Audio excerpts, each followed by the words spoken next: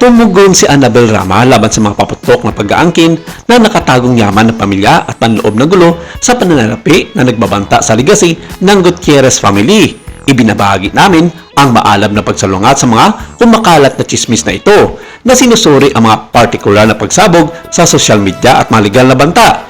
Inilantad namin ang tensyon sa paligid ng mga hindi na-verify na paratang na ito para ibunyag ang katotohanan sa likod ng mga headline.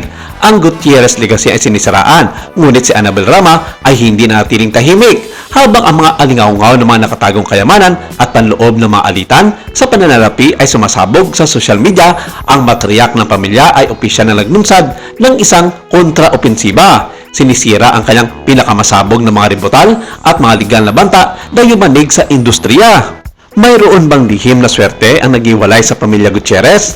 Lumutang ang mga pasabog na bagong aligasyon tungkol sa mga nakatagong pag-aari at ang pagsulangat ng publiko ay umaabot na sa punto na below the belt na ang tirada sa buong clan ng pamilya Gutierrez. Noong huling bahagi ng 2025 at unang bahagi ng 2026, ang talent manager na si Annabel Rama ay nagnavigate sa mga bago, personal na mga hamon sa pananalapi habang kinakaharap ang mga nakaraang legal na laban sa halip ng mga bago umuusbong ng mga lihim ng pamilya.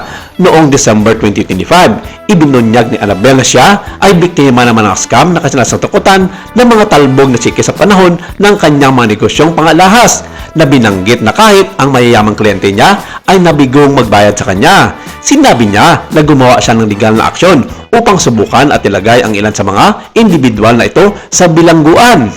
Sa gitna ng mga hindi pagkakanuwaan na ito, inihayag niya na atras siya mula sa mga holiday festivities upang tumuon sa kanyang asawang si Eddie Gutierrez na nangangailangan ng paggamot para sa kanyang sakit na lumbar.